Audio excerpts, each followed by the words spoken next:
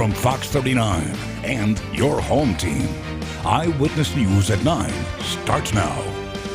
Rockford's first responders shut down an intersection for hours. Coming up, we'll share the details of this afternoon's deadly motorcycle accident. Plus, the White House says a coronavirus vaccine could be ready by the holidays. We'll tell you who could get it first and how many will be available. And there's no reason to pout for this story. After careful planning, some kids were still able to visit with the man in red. In a little bit, we'll show you how they made sure to follow guidelines.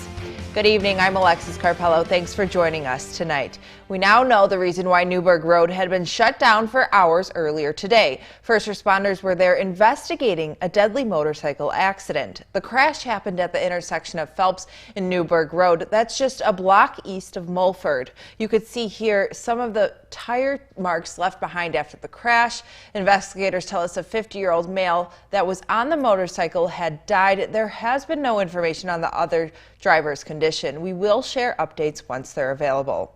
Today we learned how many people have been injured on Friday from a mall shooting in Wisconsin, while police say they are still looking for the suspect. Wauwatosa police say 7 adults and 1 teen were wounded after a shooting incident at the Mayfair Mall. All 8 of the victims were taken to hospitals to be treated for their injuries. Police believe the shooting was not a random act and may have started because of an altercation. A witness shares what he saw and that his family members was one of the victims. With her baby. My uncle, yeah, he did come out. He got shot twice in the leg. Thankful it wasn't worse than that, but still, it's pretty bad, you know. Officials haven't identified the suspect they believe to be involved in the shooting. We told you about how a coronavirus vaccine could be made available to Americans in weeks. Washington correspondent Kelly Meyer spoke with Health and Human Services Secretary Alexis for more details. She's keeping you connected to the nation's capital. Health and Human Services Secretary Alexis says a coronavirus vaccine could be here by the holidays. We could literally be seeing authorization within weeks. Azar says as soon as the FDA grants emergency approval, we are ready to ship millions of doses of that vaccine within 24 hours. Azar says 40 million doses could be available by the end of the year. It's 2 shots per person, so that would be 20 million people we believe could be vaccinated. Secretary Azar tells me the vaccine is expected to go first to healthcare workers, the elderly, and essential workers. Initial results show the vaccine to be 95% effective in preventing infections. The beginning of the end of the pandemic started with the leadership of President Trump. On Friday, the White House celebrated the work of Operation Warp Speed for the pace of the vaccine creation. You wouldn't have a vaccine if it weren't for me for another 4 years. On Capitol Hill, House Speaker Nancy Pelosi urged Americans to continue taking precautions against the virus. Wear a mask, social distance, sanitation. While also pressing Republican leadership to pass her proposal for a COVID relief bill. If we do what is in the HEROES Act in this regard, we'll be ready for the vaccine. With production plans to continue throughout the winter, Azar says the vaccine could be available for free to all Americans by this spring. Hope and help are on the way. Reporting in Washington, I'm Kelly Meyer. As we continue to wait and see what will happen next with the vaccine, more than 11,000 Illinois residents test positive. In the past 24 hours, 127 more people have died from COVID. That includes 5 local residents. They were from Joe Davies, Stevenson, and Whiteside counties. Since Friday night, more than 6,000 Illinois residents are in the hospital fighting the virus. Tier 3 mitigation started yesterday for all of Illinois. Right now, Illinois' rolling average sits at 11.5%. But let's take a look here locally in Region 1. The overall average for Region 1 is down, sitting at 18.2%. It was just at 19% yesterday. For the past 5 days, the positivity rate has continued to drop. However, Lee and Ogle did see a spike in their positivity rate. Lee is at 16.5% and Ogle is up to 18.6%. All other counties in Region 1 have either stayed the same or lowered. At 27.3%, Boone County has the highest positivity rate in the region. The IDPH will have free COVID testing available tomorrow at a Fiesta Market in Belvedere. Testing starts at 8 in the morning and goes until 4. Anyone can be tested, even if you don't have symptoms. The pandemic has caused events to get canceled left and right, but that wasn't the case for some residents visiting Santa today. Our Ari Bruckman caught up with Edgebrook's marketing coordinator on how they kept this tradition alive for Rockford residents.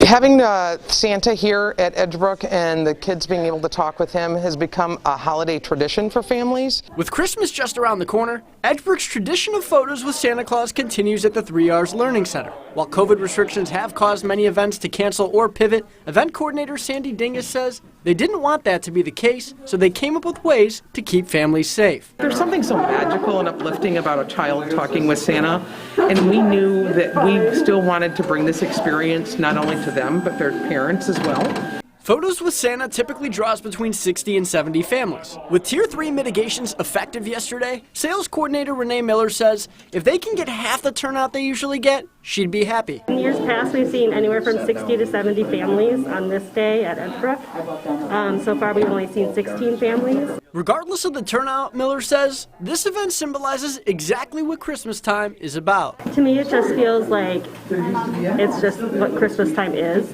bringing families together, seeing Santa, sharing your list, and then also supporting the small businesses at Edgebrook. While the turnout wasn't what it was in years past, the families that did attend the event, their Christmas spirit was alive and well. In Edgebrook, for your home team, I'm Ari Bruckman. Don't worry if you missed out visiting Santa at the Edgebrook shops. There's still a lot of holiday festivities happening in the Forest City. Volunteers with Stroll on State are preparing. Today they took the time to put the finishing touches on decorations in downtown Rockford. From stringing lights to look at these huge presents, they are scattered all across the downtown area. The decorating efforts are to prepare for the season. When it became apparent that we weren't going to be able to have Stroll on State as it has been in the past, it was really a priority for our volunteers to make sure that it still felt like Christmas and the holidays in downtown for the community. I know I can't wait to go check out these decorations. Organizers encourage everyone to take a trip downtown, whether you're walking or driving by, to see the festive colors.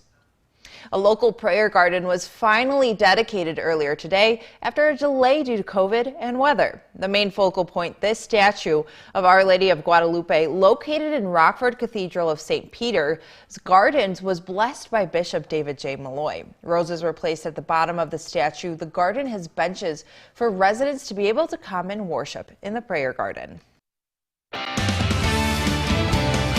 The presidential inauguration will most likely look different this year. Those who wish to witness history up close may be disappointed. Officials share organizers must find a way to draw down the usual crowds, which are typically in the hundreds of thousands. Guests or speakers may have to attend virtually to avoid a super spreader event. Not everyone on Capitol Hill likes the idea of a remote event, though. The entire planning process is going to have to be different. You know, they're going to have to do what we call de-densifying. This is something that happens in Washington, D.C., but at this point during the pandemic, we need to make sure that we work in coordination with the local health departments. Another idea was placing designated chairs and barriers in between people so everyone is safely spread out. Now your first weather forecast with meteorologist Kevin Doom. It was a rather cloudy Saturday today, although the area managed to stay dry. But these clouds that we're seeing overhead are tied to a storm system that's bringing some steady rainfall to areas just to our south. Now, this is the storm system that Candace, Joey, and I have been talking about for some time now, because it did bring us a chance for some rain and snow. However, that chance was sort of uncertain because we have a system up to a high pressure system rather up to our northeast, as well as some strong west to east flow just above the surface, which is managing to keep this system to our south. So even though it appears to be approaching the state line, it should be kept away through the rest of the night, so we're not going to see any precipitation as a result of this particular storm system. Now, cloudy skies, though, will last through the night and into tomorrow morning. Cloud cover will slowly begin to burn off by the time the afternoon rolls around. By the latter part of the evening, we should be seeing some partly cloudy skies. Similar conditions are expected overhead as we make our way through the night and into Monday. However, as we head into the latter part of the evening on Monday, more cloud cover is going to be moving in, and this is because we expect a storm system to be moving in for the latter part of Monday. Now, this is going to bring us our next chance for some snow, maybe even some measurable snowfall. Now, this is Monday at 8 p.m. You can see how all the precipitation associated with this storm, or at least the vast majority of it, is in the fashion of rain. But as temperatures cool off in the overnight hours between Monday and Tuesday, the northern flank of this system is going to transition to a good bit of snowfall, and that should enter the state line overnight between Monday and Tuesday, last through the early part of Tuesday morning. Possibly could even be seeing some snow as late as mid-morning on Tuesday, but notice by the latter part of the morning, early afternoon at the latest, all this precipitation is now transitioning back into rain, and then we are expecting plenty of rain behind that to make its way through the state line. Some steady rainfall for your Tuesday, so we're expecting a very rainy Tuesday, and even as we head into Wednesday as well. Now, most computer models actually have the state line getting at least an inch, if not a few inches of snow. However, these models do not account for how warm the air is, how warm the ground is, or the rain that will follow this snowfall, which will likely wash a lot of the snow away. So it's very likely that we will not see more than an inch on the ground at any given time. However, even that is pushing it. Here's a live look over downtown Rockford using a Mercy Health SkyTrack. Conditions are fairly quiet out there and seasonably cool. Temperatures did make it into the lower to middle 40s today. We made it to 45 degrees here in Rockford, right about where we should be for this time of year, although it felt quite a bit cooler considering where we were the past couple of days. And now temperatures are down in the 30s across the area. 38 is the current temperature here in Rockford, 38 in Rochelle, 37 in DeKalb, and 36 for current temperature out in Belvedere. Now tonight, temperatures will continue to fall until they bottom out around freezing. We should stay above freezing through the night, at least most areas should. Cloudy skies sticking with us through the night, just some calm winds. And then tomorrow, cloudy skies to kick off the day, and as I mentioned, slowly clearing clouds as we head on to the afternoon and evening. Very similar day tomorrow to what we had today. Temperatures in the lower to middle 40s, no rain in the forecast. As we saw, next chance of rain comes in the overnight hours between Monday and Tuesday, and heading into Tuesday, possibly even stretching into Wednesday. 40s expected pretty much through the entirety of this upcoming week, including on Thanksgiving, where we don't have any rain in the forecast, just some seasonable temperatures and lots of sunshine. Now, the Napleton Sports Desk with David Greenberg. Around here, everybody knows the name Fred VanVleet. That's because his career started right here in Rockford. From Auburn High School to Wichita State to the Toronto Raptors, Fred bet on himself. He tweeted it out back in 2016. Just check the timestamp there, June 23rd, 2016. Well, today his gamble paid off in a big way, to the tune of a 4-year, $85 million contract extension with the Raptors. This new extension makes VanVleet the highest paid undrafted player in NBA history, passing Wesley Matthews' contract of $70.1 million. We all expected Fred to find a home somewhere during this free agency period, and now it's official. He'll continue to stay just north of the border. It's a Saturday in November, so you know what that means, a little Big Ten action. There was a fight for first place in the Big Ten West over in Evanston. The Wildcats wasted no time getting on the board, this one to Charlie Mangieri. Wisconsin fans were probably not too happy with the officiating today, but anyways, the Badgers get one back later in the first quarter when Mertz connects with Chimeri Dike. He breaks a tackle and gets in for the score. All tied up at 7. Give a lot of credit to Northwestern, though. Their defense forced 5 turnovers in this one and absolutely shut down Graham Mertz. The Wildcats pull off the upset with the 17-7 victory.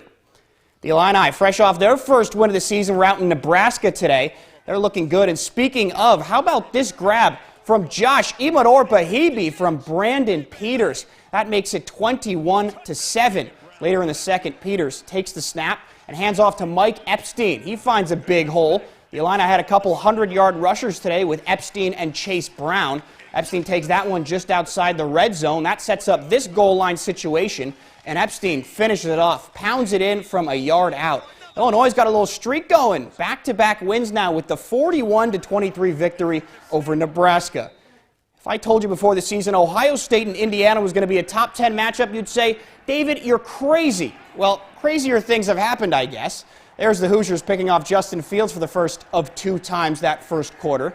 Despite the turnover, the Buckeyes had the 28-7 lead at half, and right out of the break, they go up 35-7. But Tom Allen's guys, they never backed down. They battled all the way to the end. They were able to pull to within a score on this highlight reel grab from Ty Frofeigl. He had 7 catches for 218 yards and 3 touchdowns in this one. But at the end, the Buckeyes were able to hang on for the 42-35 win.